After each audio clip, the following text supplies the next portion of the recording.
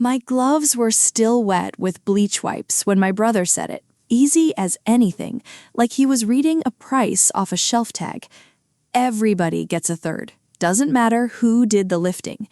3 years of turning our father in that bed every 4 hours so his skin wouldn't break down, and Kevin said it over speakerphone while I had a roll of gauze pinned under my chin, using both hands for something else. I didn't cry. That surprised me more than anything he said. How quiet I went instead, like somebody reached over and turned the volume down on my own chest. My name is Renee, and I told myself for a long time I'd never say this part out loud to anybody outside my own kitchen. Call it a confession if that's easier. Call it a warning if you're the one doing the unpaid version of a hard job right now, the kind where nobody's counting but you. We grew up outside Zanesville, Ohio, in a house my dad built the garage onto himself one summer with a rented cement mixer and a case of Strohs he made last 4 weekends. He worked the glass plant 34 years, the same 3 to 11 shift, and he'd come home smelling like hot sand and metal. And there was a coffee can on the shelf above the dryer where the change from his pockets went every single night without him saying a word about it. My mother did lunchroom duty at the elementary school for 22 years, wore a hairnet she hated, and could portion green beans onto 400 trays and still make it home by 3:15. There was a clothesline in the backyard my mother refused to give up even after they bought a dryer, a garden that produced more zucchini than 4 people could ever eat, and a rule that nobody left the table until everyone was done, no matter how long my father took chewing. That was the whole rhythm of the house. Nothing fancy. A lot of casserole, a lot of Sunday church, a lot of my dad falling asleep in his recliner with the ball game on low, sock feet up on the ottoman he'd recovered himself twice. I was the middle one. Kevin's older, lives in Columbus, sells insurance, always has a slightly better car than the year before. My sister Michelle is younger, moved to Charlotte for a job in payroll software, comes home twice a year with a suitcase that always seems too clean for how long she stays. I never left. I got married 2 towns over, had my son, worked as a home health aide for an agency out of Cambridge, Ohio, which meant I already knew how to change a dressing and log a medication schedule before I ever needed to do it for my own father. I liked to think that made me lucky, being the one who knew what to do. It took me years to admit it also made me the obvious one to volunteer, and everybody else was a little too glad to let me. Dad had his stroke on a Tuesday in March, 71 years old, standing at the kitchen counter making instant coffee. My mother called me before she called the ambulance, which tells you something about how our family worked even then. He came home 6 weeks later needing help with almost everything, and somewhere in that first month, sitting around the hospital cafeteria table under fluorescent lights that made all 3 of us look sick too, all 3 of us said the same thing out loud. We'll split it even.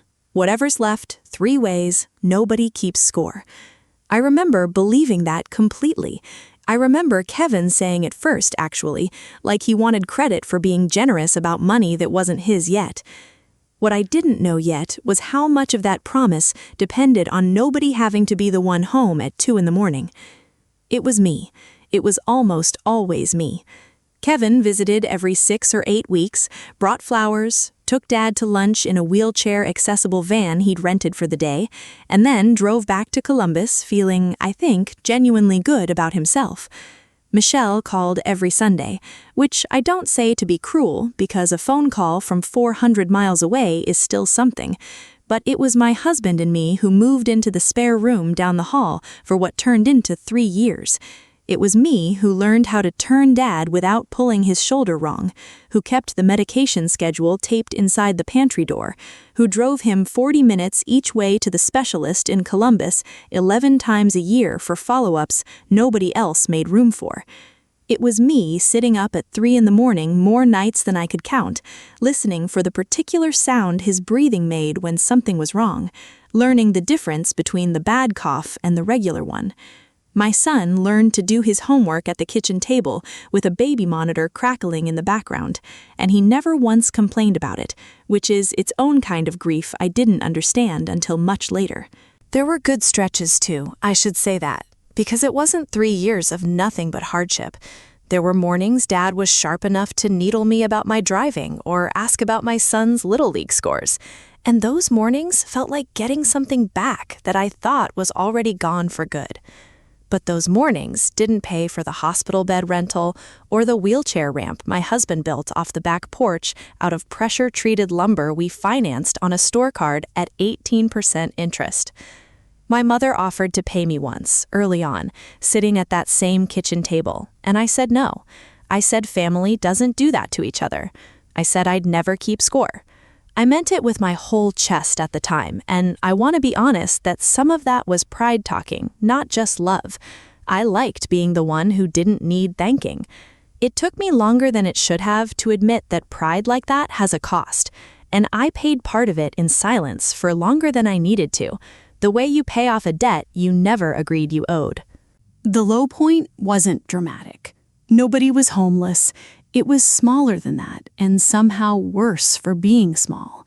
It was a Tuesday night, $72 in the checking account, and a box of off-brand crackers for my son's dinner because the incontinence supplies that month had run $340, and something had to give.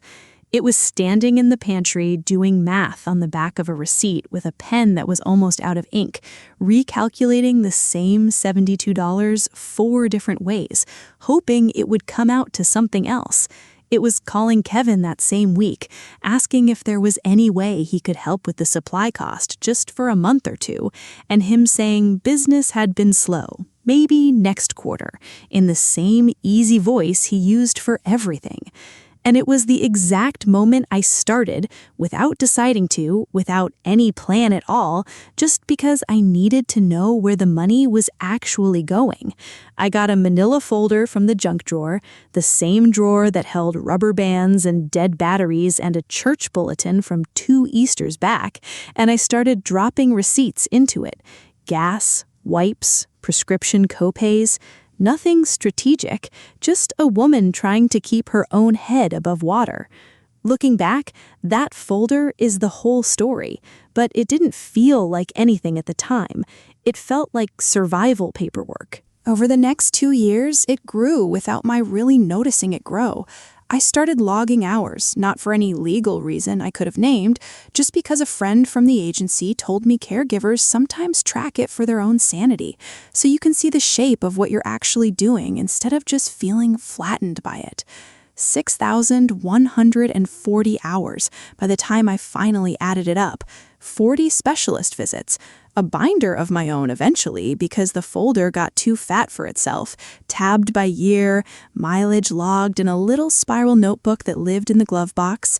And one afternoon, about 8 months before my mother passed, she sat across from me at that table again and said she wanted to put something in writing, that it wasn't right what I was carrying while everybody else just watched. She wrote it out in her own hand, shaky by then but legible, that I'd been providing full-time care and should be compensated from the estate for it before any even split. And our neighbor Dot signed it as a witness because Dot happened to be dropping off tomatoes from her garden that same afternoon. 2 months later, once my mother understood a little better what that piece of paper needed to hold up, she had it notarized properly at the bank. I put both versions in the folder. I didn't think of it as a weapon. I thought of it as the truth, finally written down by somebody besides me. My mother passed in the fall, 14 months after my father, and within 3 weeks, before the funeral flowers were even fully wilted, Kevin was on the phone talking about listing the house. Michelle flew in for exactly 4 days. We sat down with the attorney my mother had already named in her own will, a woman named Carol Fenn out of Zanesville, who mostly did estate work for farms and small businesses. And Kevin said the thing that started this whole story, the thing about everybody getting a third, doesn't matter who did the lifting. And he said it flat, almost bored, the way you'd read a number off a form, the way you'd tell somebody the weather. I understand now that I could have just nodded and let it happen the way it almost happens to plenty of people. Instead, I set the folder on the table. It wasn't a scene, Wasn't a scream, just a folder set down, quiet, on a table, and me saying there was something they should probably look at before anybody signed anything. 6,140 hours of documented care, 3 years of receipts, a letter in my mother's own handwriting, witnessed, dated, notarized. Carol Fenn looked through maybe a third of it before she looked up and said quietly that this changed the distribution considerably, that a documented caregiver agreement like this one could be honored by the estate before the remainder was split, and that she was, frankly, glad somebody had kept records this clean, because most families never do. Kevin didn't yell. That almost would have been easier.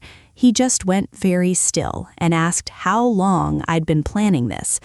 I told him the truth, that I hadn't planned a single day of it, that I'd started keeping receipts because we had $72 in the bank one Tuesday and I needed to know where it went. He didn't believe me, not fully, not that day, and he said something about how convenient it was that I happened to have Mom's handwriting on my side, which stung more than anything he'd said before, because it made 3 years sound like a setup instead of what it actually was. Michelle believed me faster. She was the one who, about 4 months later, sent a card at Christmas that said she was sorry it took losing both parents for her to really see what I'd been doing, which isn't a full apology and isn't quite enough, but it's more than her brother has managed in the 2 years since. What I didn't know yet, sitting in that lawyer's office, was that the money would end up mattering less to me than being believed. The estate wasn't large. After the compensation was honored, what was left split 3 ways came out to something like $11,000 apiece. Not the kind of number that changes a life. What changed was smaller and bigger at the same time. Kevin still sends a card at Christmas with just his name signed, no note, and I've made my peace with that being the whole relationship now. We don't fight about it anymore. We just don't talk much either. And some Tuesdays, that still catches me off guard, missing a brother who's still alive and just a phone call away. My son asks about his uncles sometimes, and I've stopped trying to explain the whole thing to a 12-year-old in a way that doesn't make one of us sound like the villain. I just tell him family gets complicated, and that he should always keep his own paperwork, even if he never thinks he'll need it. These days, it's an ordinary Tuesday kind of life, which is exactly what I wanted it to go back to being. My son has a chalkboard wall in the mudroom he's drawn on since he was 4. Half of it still his handwriting from back then, half of it mine now. Grocery lists mixed in with his math homework. I've got a mug shelf my husband built me 2 Christmases ago that's got nothing matching on it. Chipped ones and free ones from the bank right alongside the good ones. And Dot from next door still brings tomatoes every August like she has for 20 years. Like the whole thing with the folder never happened in her kitchen that afternoon.